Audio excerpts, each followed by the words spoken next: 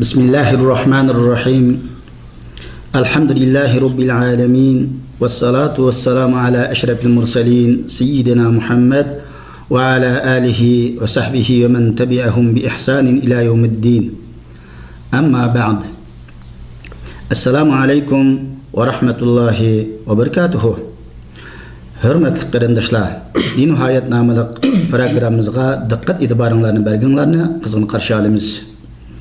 Programımızdaki bugünkü bölümede gıybet ve onun xatarları üstüne toxtalımız. Programımızın bugünkü iz mehmeni Ustaz Abdullah Hacim buludu.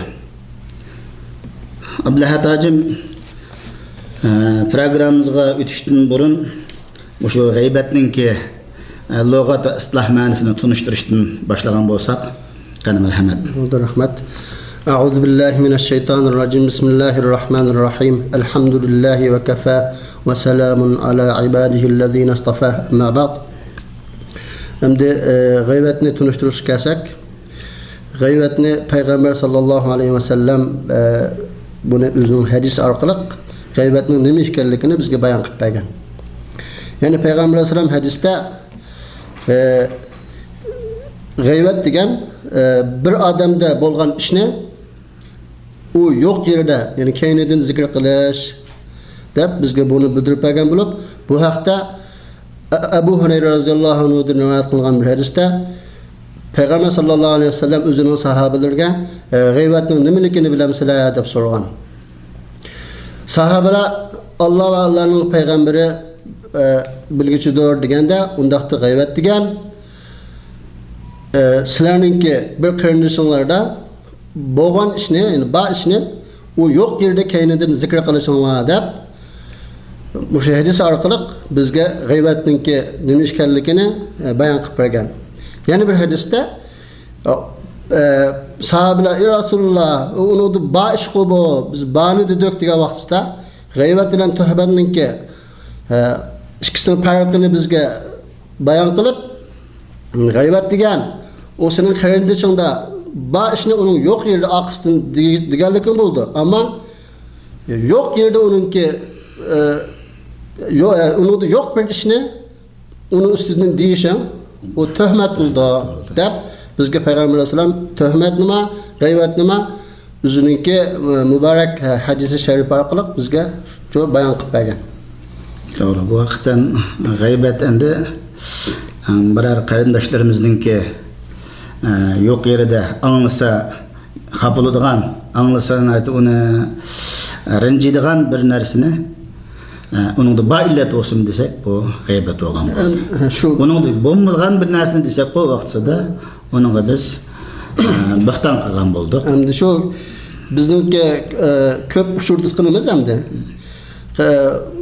Müslüman qarindoshlarimiz shu g'iybat bilan tuhmatning ikkisini farqlandirolmay men bu bag'ı bunu bu ishni men ko'rgan unda deb alaqa yo'q yerda alaqa men yo'q gapimdimi deb g'iybatini qilib soldigan ishlar bilib bilmay bu ko'p yuz beradigan masalamdir. Bunga diqqat qilish kerak. Hasan Basrining usuli ekan, asos g'iybat Allohning kitobida bu zikr qilingan g'iybatlarni 3 ga bo'lgan ekanda. G'iybat arabchadan ipga, bo'xton. G'iybat degan birodarimizda ba narsani, birodarimizning ba illatini yo'q yerda desak, bu g'iybat. Birodarimizningki onu da bayokluğunu bilmeyimiz. Fakat hakkını anladık. Anlagan ne? Şu birodarimizning keynidin desek, bu ikki deydi. Tuhmat oldu. Yani o sap onun yok narsini desek, o bo'xton bo'ldi.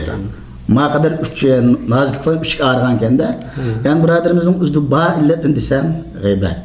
Birodarimizning bayokluğunu bilmeyimiz. Lekin hakkını anlagan falan şunda uzun ekan, qisqa ekan deganda gaplarni. Emniyet onun qandayligini bilmaylar desek, bu ikki qilgan boldik. Onun bir gap to'qigan boldik.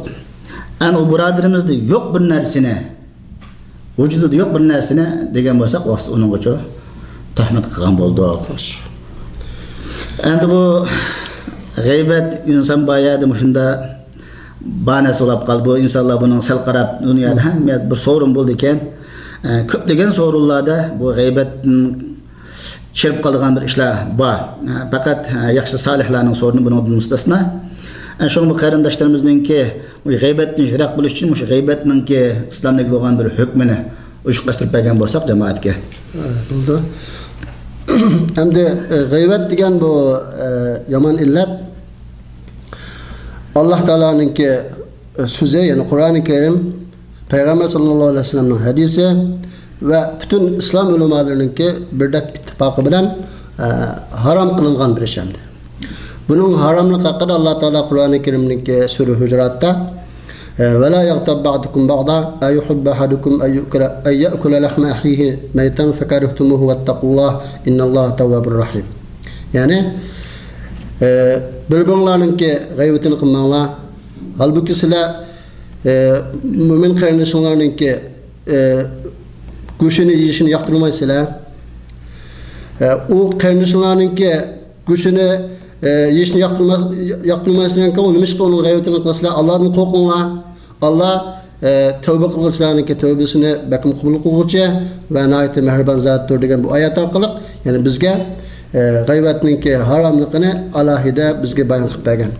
Yani emdi gayvetninki haramlık hakkında kelgen hadisine qayırgan bolsak biz yukarıda dep ötkendek mesela bunu da natice hadislik kelgen Peygamber sallallahu aleyhi ve sellem ribanınki en yamını kişininki öz kardeşinin abuyunu düşüşüdür degen. Yeni bir hadiste tili de iman eytip kalbige iman kirmegen kişiler sizler öz kardeşlerini görüyor, gayretini kılmanlar, onların eybini koçlamanlar. Kayakanda bir kişi özününki mümin, Müslüman kardeşininki eybini koçlarken Allah Teala onun eybini koçlaydı. Allah Teala eybini koçlayan kişi özünün üyde oltusumuca rasva buludu diye. Bu bir hadis. Peygamber sallallahu aleyhi ve sellem yeni bir hadisten de bu Ayşe radhiyallahu anh'dan alıngan hadis. Ayşe radhiyallahu anh'a Peygamber sallallahu aleyhi ve sellem'ge yani Safiye, koyma Safiye'ne diyen. Peygamber aleyhisselam bu Ayşe'ninki bu sözünü anlap Ayşe anamızınki. Sen şunda bir çoğun gapni kıldın ki eğer bu sözünü denizin suyuga ağırlaştırılan olsa bütün denizin suyunu buzuvat etti diyen. Yani bunu duymam de koyma diyen gapninki yamanlık olan bir denizin suyu bulunduğundan bolsa Müslüman kardeşlerinki eybini eteceğiz, abroyunu tüküş, hatta onunki akideleri tatıp hüküm kılış diyenlinki bu ne kadar yamanlıkını çok müşahedesinden de şunu ağlı buldum. Yani Peygamber sallallahu aleyhi ve sellem yeni bir hadiste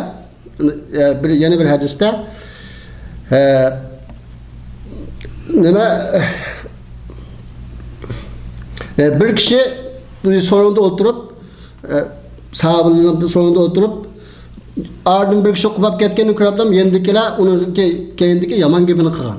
Kılan dikin Peygamber aleyhisselam sile çişonunki ağırlıkını koçuluyorlar. Sile kendisinin güçünü yiyorlar. Dep anda diyen. Yani yeni bir hadisten de mesela ribanınki türününki 72 xil bulduğanlıkta bununki en tüyüne ribanınki eğerlik derecesi yani uzun anısılan zina kılganlık bunun en yamını bolsa uzun mümin kardeşinin çoğu gaybetini kılıç çıkarlıkını Peygamber Aleyhisselam'ın çoğu bunu bayan kıplayken. Demek bu gaybet yani biz hiçbirimiz hazır hadisi bayan kılgandık özümüzdeki mesela anısılan zina kılışını ya ki bir riba kılışını yaman kırmız. Hemimiz çurçuyduk bir mesele. Lakin gaybet gelsek bir vakılmazdan şu oturup kıtırgan mesele bu köp agah buluşka tekiştik bir neyem. Haram degenden endi bu küçük gap emas haram degen. Yani hoş. Endi ulamalarninki ittifaq bilan g'aybet çokum şeksiz haram bo'lgan bo'ldi. Bo'lma Qur'oni Kerimdeki bu Allah Teala'nın ola yaqtadadukum dadan ayuhibbu ahadukum ay ya'kula lahma akhihi meytan. Qandak bir Allah Taala alaydı bunu oquştup turup meyitni yeyishni. Ana meyitninki yeyish haram ekanligini har qanday aql biladi. Meyit qanday haram bo'lgan bo'lsa, bu yerda mu'minning g'aybati shu qadar, shuni o'xshash haram degan Allah Taala bu oyatda ishorat qilgan.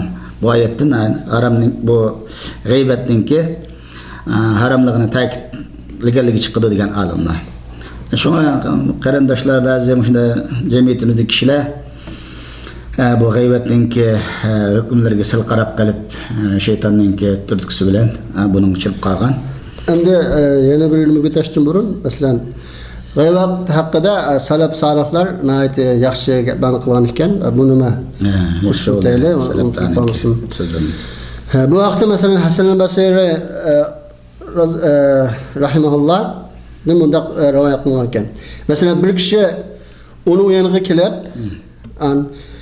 "Men sizningki g'aybatingizni qilib soldim" deb uning yetkazib, uzr tilagan yoki shuning yoniga kelgan chog'ida Hasan al-Basri "Men sendan ilishga tegishli mening yaxshi amallarim qanchak bo'ldi, nega yetdi" deb so'ragan endi. Ya'ni demak biz bir odamning g'aybatini qilsak, oningki biz yaxshi amallarimizni unga berishgacha qarzdor bo'lib qolamiz endi. Bu bir masala. Yana masalan salaf salaflardan biriga masalan bir odam kelib, "Falana xon sizning g'aybatingizni qildi" degandan keyin u bir taxsa hol xurmini ilib, "Falana xon meningki g'aybatimni qildi, sen onunga ma'lum qarşı mukafat uchun bu xurmini shunga apirib bergan" deb aytibdi ekan. Yana masalan Ibn Mubarak debdikenki, agar men bir odamning g'aybatini qilmoqchi bo'lsam, o'zimninki ota-onasininki g'aybatini qilardim. Chunki mening yaxshi amallarimga hassador bo'lish yoki uningga sherik bo'lishga eng loyiq kishi mening ota-onam. Meningki yaxshi amallarimni-chi basam ota-onamga bo'lmasa boshqa odamlarga berishiga chirimayman deb buni qilgan gap ekan. Endi yana ba'zi salaf salihlar g'aybat degan bu shaytonninki tuzgan mu'minlar uchun ozdirish uchun esil bir ziyofat deb buni g'aybatni shaytonning ziyofati deb sifatlagan ekan. Yana Ibn Umar roziyallohu anhu dunyoda qilgan bir hadisda Ibn Umar roziyallohu anhu bunday degan ekan. Masalan, o bir bilikka qavmining bir ulak keçirinin yerinden ötüp yendiki sahabelerine anımlıgamdı. Buradarlarga bir insanın ki muşu keçirinin ki taapıdın yap kusqunu toygazgına özünün kusqunu aşı özünün ki kerindişinin ki guşunu yigindin ma yani onun g'aybatini qilganda nechasi yaxshi deb mushundoq yaxshi so'zlar bilan g'aybatdan ogohlantirgan ekanimdi. Şuna bizmi bunu qattiq aloqa. To'g'ri, g'aybatning haramligiga kelgan oyatlar ko'p. Biz o yerda endi vaqt munosabati bilan bir qanchasini til qilib o'tdik. Hadislarda bu g'aybatning hozir biz zikr qilgan, bayon qilgan hadislardan bir qanchani bu g'aybatning haram ekanligida ogohlantirgan hadislar ko'p. Salaf solihlarning bu vaqtdagi so'zlarimi hamda yuqoridagi aqliy egalariga kifoya. Yana nurg'ulgan salaf solihlarning bu vaqt so'zlari bor ekan. Cümleden Sufyan Sevri rahmetullahi aleyh İyyâke vel gaybe İyyâke vel vuqa fin nâsi feyheliku dinek Gaybetten jirak tuğen Gaybet küşüptişini saklanğen dinin tügüşüp ketidi o dinini ziyan tatisa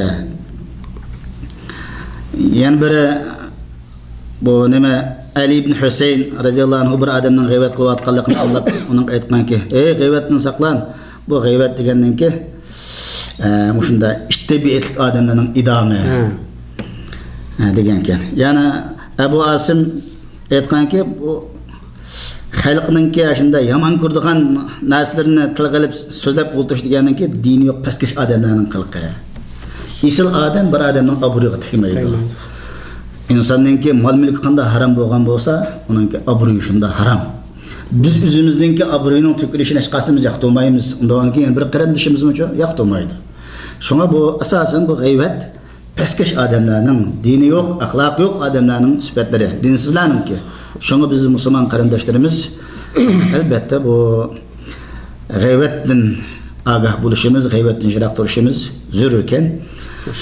Endi biz bu temani takımı uçuk yurtup birişimiz için bu gıybetninki turut bulduğu amıllar. Adam kanda ol bu gıybet çıkalıdı. Bunun kurtuluşunun yolları. Bunu da bir toxtalaylı endi. Endi gıybetke qanday vaqtda chiqib qoladi desak, masalan, bir adamdan masalan uchini elish yoki ochchig'ini chiqarib uchun yani birinchi omil bir odamga ma'lum bir sabab bilan ochchig'ini keltirsa, uningdan abaydapat masalan g'ayvatxo'rlik, xunuk masalan axloqi nachar, pastkash odamlarning qiliqida. Bu pastkash bo'lganligidan oldida gapni qilolmay açığını kalacağın çağıstı. Naq meydanda işini tertip supul kılanmay. Kendini götüp arkada onu gayretini kılıp açığını çıkarışını kıldı. Bu birinci nime amil gayret yapardıgan bu. İkincisi hem de yani bir adam yeni bir adamın ki mesela abroyunu çürüş için mesela onu bir yerde bir nima qilib qo'ygan bo'lsa, ma'lum gap so'zda ranjitib qo'ygan bo'lsa, bu manga ham bunda dedi bu, mushuni bir yer bilan yakson qilmayotgan bo'lsam deb, shu obloyni tushirish uchun uni yo'qladi, g'ayvatini qildigan gapimdi. Shunga o'xshash bir hasad qilishni masalan shu. Yana üçüncü mesele, mesela boshqalarni kamsitib, o'zininki jamiyatdagi o'rni yoki idorasidagi iş hizmetinin oturustik oruna ma'lum bir yerde çıkarıp özününki maqsadiga yetish uchun başkalarını kemsitish maqsadi bu üçüncü hizmetdaşlar için. Bu hamda mesela hizmetdaşlar içinde müdürünün aldıda qarşı tarafdaki savaqdaşımның hizmetdaşımның bir inovatini tükpəsəm ben birinci bolsam deb insonning mana fikirlik kimanda ya. Bunun hamda alimler yaptı mesela başkalarına mısaqma mesela bu dünyadaki hakkında bir narsa mesela Çin'in kanıtını takip etken tutsa, dünyanın ki mesela sen müdüründen ilişmekçi olan nimet, mükafat binasıyla, sen Allah'ın razılıklarına şükür kılmayı, Kuda'nın açığını keltirip, yani benden mükafat ediş için sen üzerinin ki mümin kıyımcısının abroyunu tükep Allah'ın kendimizge gazabı yoluqışı kanda yürkençedeydi o deyip yaxshi olimlar bu gapni o'qigan. Masalan, 4-nji nima kelsak hamda g'aybat o'ylagan bir omil bu o'yinchoq. Masalan, bu so'rinda o'tirib, so'rindikilarni kuldirish uchun yana bir musulmon qarindoshini yuz bergan ma'lum bir narsani zikr qilib shu yerda u o'yin tomosha qilish uchun uni zikr qilishadi. Bu vaqtda payg'ambar alayhisalom boshqalarni kuldirish uchun so'zlaydiganlarning hali voy deb bu başkalarını güldürüş için, normal oyuncakçak güldürüş için müşünde gap qilgan halı var degan. Hem de halbuki bir yerde o'zininki mümin qarindoshinininki yüz abroyini tükep durup sorunluklarını güldürüş bu texmi cho'ng bir musibat hem de. 5-nji amil mesela hasad. Bu mesela sayda o'tgandek hem de Allah Teala'nınki insanlığa bergen fazli ikramı o'xshash bo'lmaydi birodar mesela.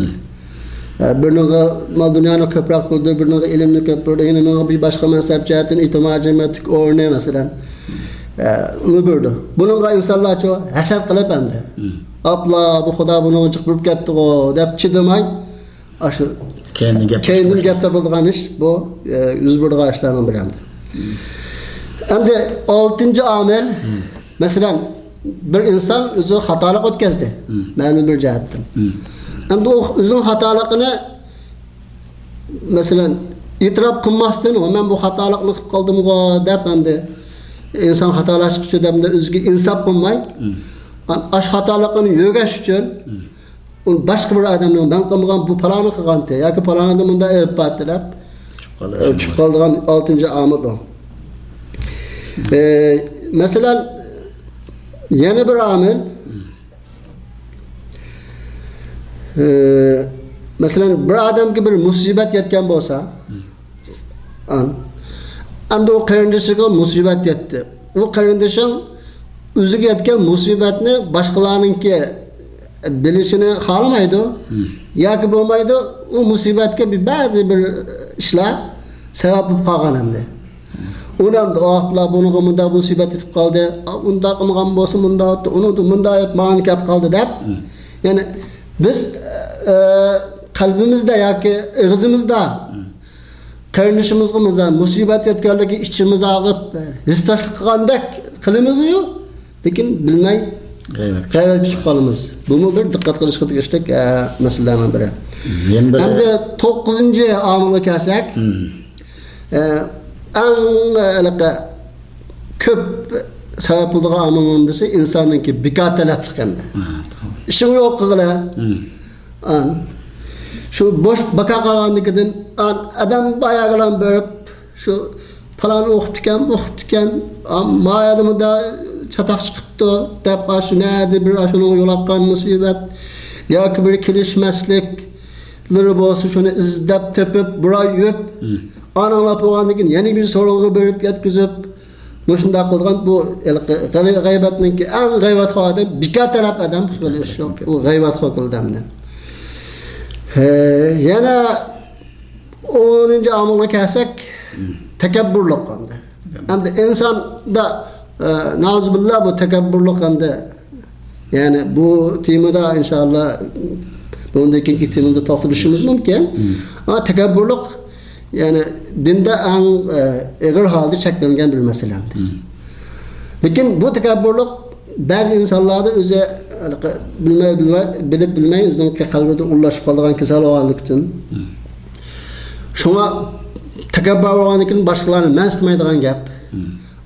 Şunu olan onunki mesela başka qarindoshlarimizningki aybi bo'lsa, ani zikr qilib, o'zimizninki manmanchiligini yoki bu shunimizni chiqarish uchun hamda shunda g'aybat kuchib solgan ishlar bu.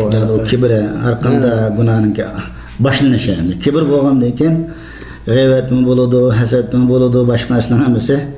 Endi Payg'ambar alayhisalom masalan takabburlik haqida masalan men sizdan eng qo'rqitganim sizningki gunoh qilmasam shu takabburlik qilib qilishing bor. Endi ba'zi cho'nglarni uni buni qiladigan ishlar bo'lsa, uni his qilsa inson, lekin takabburlikni o'zini o'zi ko'rolmay, his qilolmaydigan ish bo'lganligi uchun Payg'ambar alayhisalom ben sizdan bakram qutulum shu takabburlik deb shu qitim arqamga taklif ekan. Bu qisqacha hamda bundan boshqa biz bilmagan yoki buni oldinda o'tmagan omillar bo'lishi mumkin agar buni faslida tulqab kasal bo'ldi. Amaliyotda o g'aybatga olib boradigan omillar sabablar ko'p. Endi uni inson hamma bu qisqana bir daqiqalarda to'liqlab olishimiz mumkin emas. Endi yana bir meningki qo'shimcha qilganim shunday yomon odamlar bilan o'tirib qo'pish, bo'libmi g'aybatxo'r odamlar bilan o'tirib qo'pish. O'zi g'aybat qilmaydigan yaxshi odamlarmi? G'aybat so'ringa borgandan keyin ashularga agishib qolib, shaytonning sapagan do'stlig'idan g'izalanimiz keladi. Shunga Alloh taolo bir oyat karimda shu ahli do'zaxningki nimasini hikoya qilib va kunna nakhudu ma'al xoidin sura Mudassirning 45-oyatida biz shunda gapga cho'kib o'yan bu yan odamlar bilan g'aybat qilib o'tirgan odamlar bilan bizim birga o'tirib qolib ekanmiz ya Alloh deydi deb bu oyat karim orqali ahli do'zaxning ahvolini bizga bayon qilgan. Demak inson shu hammadan yana bir yomon illat o'zining payg'ambar sallallohu alayhi vasallam bor, sen kim bilan aralashadiganligingga qarab aralashgan. Shu odam inson shu aralashgan odamning dinining shuning axloqining ustiga bo'ladi inson degan. Ana yomon odamlar bilan g'aybatxo'r odamlar o'tirib qolgandan keyin yaxshi odamlarmi ashula g'aybat qilib bergan tursa o gapga mutobat qilib soladi, anqatilib soladi, uningga fikr qilmasdan inkos qiladi, shuning bilan o'zi bilmagan holda bu g'aybat chiqib ketadi. Endi bu g'aybatningki chiqib ketgan omillar bu shu. Bu g'aybat chiqib ketgandan keyin inson yuqori deganligidek dinimiz yantatdi. Shu sabablarni aytgan keyin amalni bekor qiladigan, ko'ydiradigan omilning birisi shu g'aybat. G'aybat qilgandan keyin sening bütün amal solihlaring kuyib tugaydi. Alloh saqlasin har qanday mu'min musulmonlarni. Shu endi bu g'aybatdan bir qutulishning yo'llarini bir qancha bir yo'llari, buning yo'llari ko'p. Shunda biz qarindoshlarimizni eslatib o'tsak, biz bu g'iybat tikib qolishdan qaysi usuli bilan biz yiroq bo'la olamiz? Qanday qilganda bu g'iybat degan yomon illatni o'zimizni saqlay olamiz? Xo'sh, g'iybatdan qutulishning yo'llarini zikr qilishdan burun g'iybatga, masalan, g'iybat qilishning haromligini bildik. Quloq solish bilan ham shirk qilishning ma'nosini azroq zikr qilib o'tdik. Lekin buni bir bayon qilib o'tib ham ikkinchi temaga o'tsak, g'iybatga quloq solish g'iybat qilgan bilan o'xshash shu harom endi. Bu vaqtda Alloh taolo Qur'oni Karimda innas sam'a val basara val fuada kullu ulaika anhu mas'ula. Yani inson qiyomat kuni quloq, ko'z, dil, sezgi a'zolarining qilmishi ustida haqiqatan Alloh taolo oldida savol so'roq qilinadi degan. Yana bir nimada oyatda Alloh taolo mu'minlarningki sifatini bayon qilib, mu'minlar ular behuda so'zni olgan vaqtda undan yuz o'riydi, u sonunda oltamaydi degan hamda. Mu'minning sifatiga g'iybatxo'rlik zid. Endi shuning uchun bizga Alloh taolo bergan, masalan, ko'z, quloq, aql, ya'ni bu sezgi a'zolarimizdagi ne'matlarni behuda so'z, g'iybatga buni isrof qilsak, yana bir haromimiz chiqarib bo'lmas. Bu bir haromning shirkka sabab bo'ldi, g'iybatga quloq solish, yana bir ucha bizning mu'minlik sifatimizga daxl tarz qildi. Shuna bunga bu g'iybatga quloq solishga tin o'zimizni na'tihbak saqlasak. Endi masalan, qanday vaqtda g'iybat qilsak durust deydigan nimaga kelsak, endi buni ulamolar bir qancha nimaga bo'lib turga bayon qilgan ekan. Bunun biri, masalan, bir insonga zulm yetdi. Endi zulmni hakim yoki sultonga bayon qilish jarayonida men bu mudamda zulmga uchudimgo yoki bu menda narsani olib oldi yoki mana bu deb bani nima qilishadi. Bu haqda masalan ulamolar nimaniki Hindi bintiniki Abu Sufyanning ayoli Payg'ambar alayhisolamning oldiga kelib, Abu Sufyan o'zi bir baxil odam. O bana bergen nesle mal mülk ballarının kinimizga yo kundelik xarajatga yetmeydi o. Degan chog'da Payg'ambar alayhisalom de onunga siz onu aşırı etmezden, cıqamasın onu qilsingizcha kupayaqda kaldı binasını asan buldu deb onu bayon qilib baxillik illatini Rasululloh degan.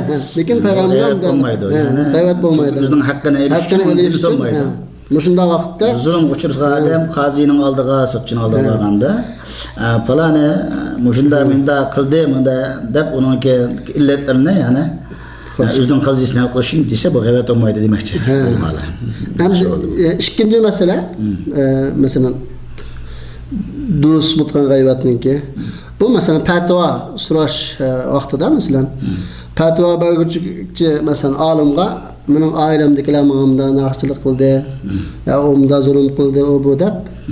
Endi men shu zulmdan mening qutulishim uchun mazlumdan menga bir chiqish yo'li teklif qilsizlar deb so'ragan vaqtda bu yuz berdi-ku, masalan, ba'zi oilada qizlar zulm qilishadi, ota-onalarning masalan o'g'illarga ba'zi bilib bilmaydigan ish qilib har qanday nimadan bir oilada bo'lgan zulmni qutulish uchun olimga desa bu buldu deb buni qilgan. Uchinchisi hamda yana bir musulmonga bir musibat keldi. Bu musibatni o'zidan ko'tarib o'tish uchun buni zikr qilsa, g'iybat qilib, ya'ni shunda yana bir odamda bo'lgan ishni desa buldu deb buni ham yana shu yuqoridagi Hindiningki hadisini bayon qildi. Yani bir masala hamda musulmonlarningki 4-chi ya g'iybat mubah bo'lgan musulmonlarda bo'lgan bir yomonlik ishdan ogohlantirish, umumiy manfaatiga bog'liq masalalarda endi bir odamda bir ish bo'lib qolsa, bu mo'min g'iybatini bu qilsak bu g'iybat bo'ldi-ku deb qo'qab o'tmay, umumiy manfaatini ala bilib, u vaqtida bu bir odamning aybini desa bo'ldi deb buni bayon qilgan ekan. Beşinci meselede mesela toy işlerde mesela koduvacılık o bu nümreden de mesela kız tarafınki yoki o'g'il tarafninki bir bo'lmayotgan epi bo'lib qolsa, u to'y qilgan bilanmi davomlashamaydigan yoki bir oilaga cho'ng ziyon kelib qoladigan masala bo'lib qolsa, shunday vaqt uni disi bo'ldi deb. Buningga masalan Payg'ambar alayhisolamninki qishig'i kelib Fatima bint Qays roziyallohu anha qilgan ekan. Abu Jahl bilan Muaviya menga to'y talab qo'ydi. Qanday qilsam bo'ladi deganda Payg'ambar alayhisolam Muaviya o binamrat adam, meni yo'q. Abu Jahl bo'lsa, yani yelkisidan has tushmayotgan adam, yani u xotinni masalan ko'p urgan adam u yoki yoki men kinoyani qilib masalan ko'p safar qilgan adam debdi. Masalan yelkisini has tushmaydi deganlikni shu to'liq safar qilgan adam siz o'z yolg'iz qolamsizga buni to'y qilsangiz deb payg'ambarim bunicha bunu degan. Yeni bir rivayette nasihat qilish uchun.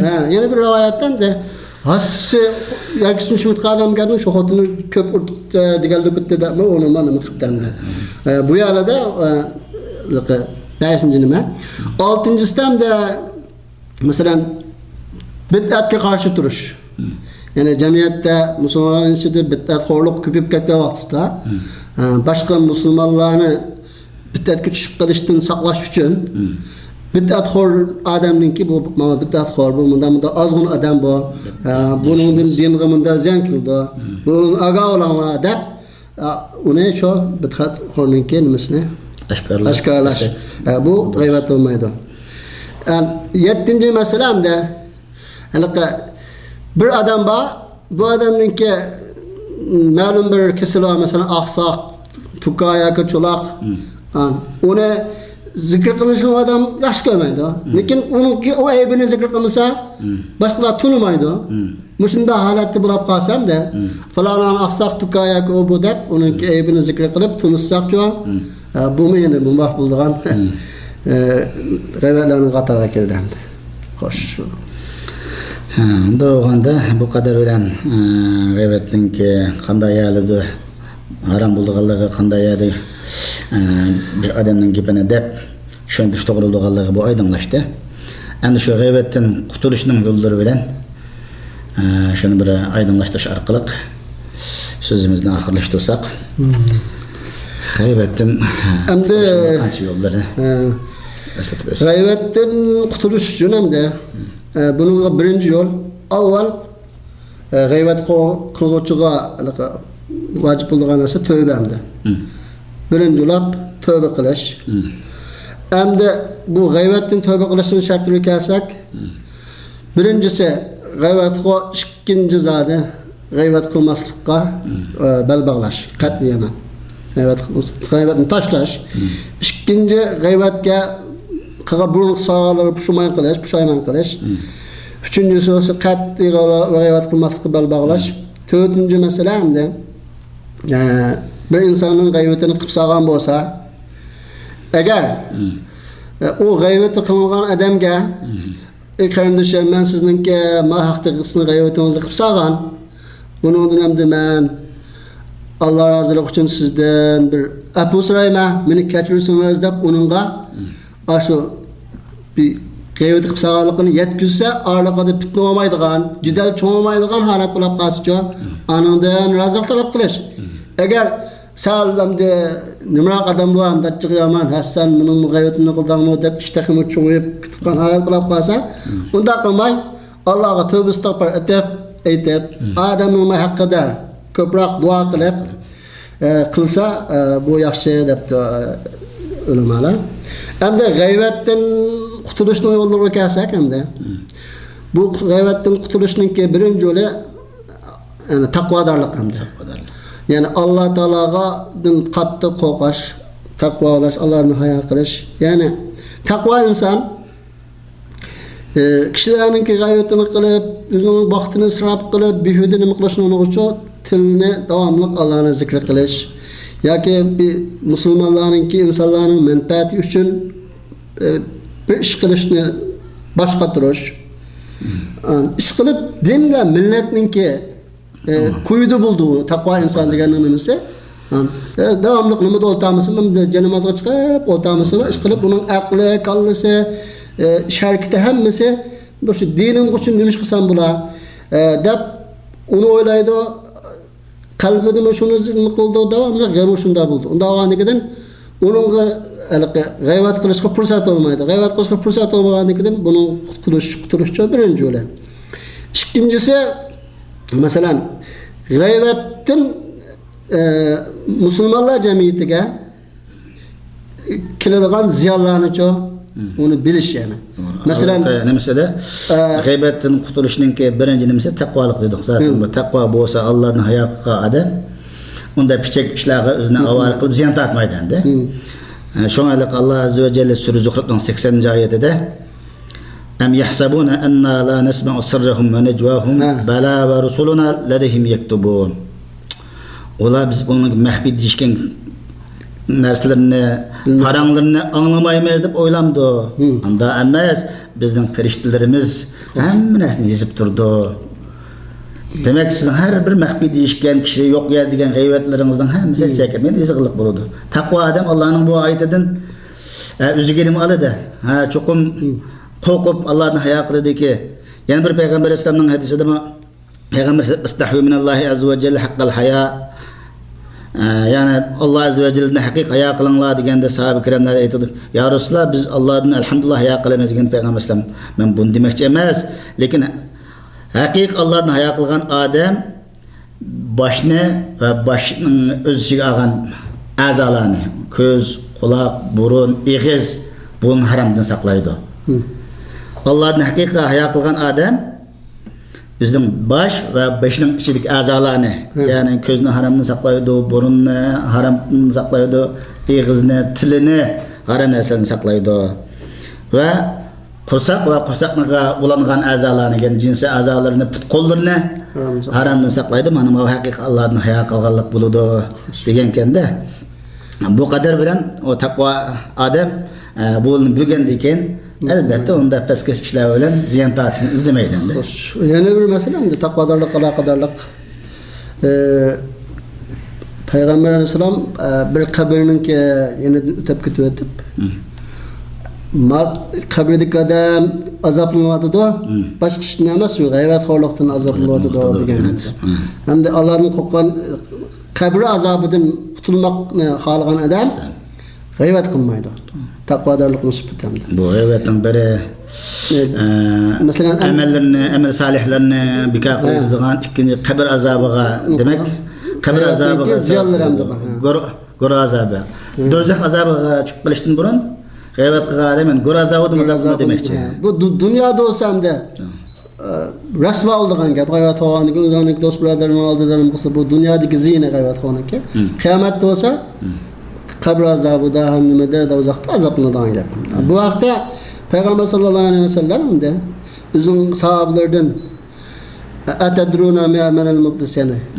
Ziyon tortishdan keyin yaqinima fakir inson degan vaqtda sahobalar Rasulullah bizning nazarimizda fakir degan dirham yo'q, dinar yo'q, dunyolikda ishimiz yo'q, fakir odam deganda Payg'ambar alayhisalom mening ummatimdan o fakir insonlar yana qiyomat kunisi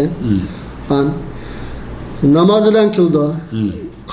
Besh vaqt namozni joyida o'qigan, zakot bergan, ro'za tutgan. Lekin o paloni tillab qo'ygan, yine birini urib qo'ygan, yine birini melni yo'g'an. Bu shunday odam. Qiyomat kuni uningki hasanatlardan, yaxshi amallaridan haqning g'ayvatini qilib saqlash uchun onada elib yine başqacha g'ayvat qilingan odamlarga apirdi. Uningda savob qolmaydi. Shuni qiyomat kunicha muflis bo'lib vayron bo'ldi degan hamda. Bu ya'ni g'ayvatniki qiyomat kunidagi azobga sabab bo'lgan narsa. Endi yana uchinchi omil g'ayvatni qudushniki.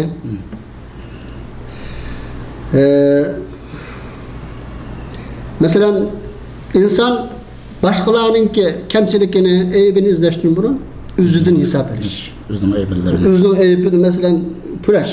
Yoki o'zida ayb Mende qanday ayıp var, men qanday qilsam o'zimni isloh qilaman, qanday qilsam g'aybatdan qutulaman degan haqda har kuni o'zini o'zi hisob berish yani.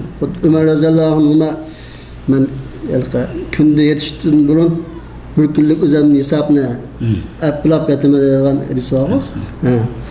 Şuna o'zini hisob berish, boshqalarning kamchiliklarni ayb bilan mashg'ullashdan burun o'zini o'ngashga tirishish. 3-omil. 4-incisi yaxshi, solih kishilarningki so'rlarida çok ko'p o'tirish. Bular bilan ham suhbat bo'lish. 4-incisi salaf solihlarningki masalan axloqi yaxshi, axloqda boshqalarga ulgu bo'lgan kishilarning tarixlarini o'qish, tarjimalarni. 5-incisi masalan o'zining g'aybatxo'rlik bu nachar illatni uqtirish uchun 6-masala o'zi shart qo'yib, zodi men bundan keyin g'aybat qilgan bo'lsam, ma'ashni qilaman yoki qilmayman. Zodi men g'aybatdan o'zimni to'sash kerak deb o'zga shart qo'yib, o'zimda jazo berish. Mush orqali g'aybatdan qutilish. Endi bu vaqt kursimiz müşahede ahirleşti inşallah. Benimki qarindoshlarımga tavsiya qildim. Bu hafta bir kitap tercüme qilingan 6 yil burun. G'aybat deb bu torbatlardan bor. 5-10 ming nusxadakini taqatdik. Vatanda yuqorida bu kitap chiqdi. Yani inşallah yaqinda taqalmoqchi. Mush kitobni qulog'iga tegib bo'lsa-ka to'rdan tushirib o'qisanlar, bizningki torbatda bor masalan www.chikit.sjrt.org bu torbatga kelsanlar 150 parchaga yaqin har xil islomiy kitoblar bor. Mush kitobning ichida bu g'aybat degan kitob bor. Buni tushunib foydalansanlar bo'ldi. Rahmat. Sizlarga rahmat. Hurmatli qarindoshlar, bugungi programmamizni bu yerda oxirlashtiramiz. Qimmatli vaqtinglarni berganlarga rahmat. Yana qaytib uchirish umidi bilan hammanglarni Allohga topshirdim. Xayr va salomat bo'linglar. Vassalomu alaykum va rahmatullohi va barakatuh.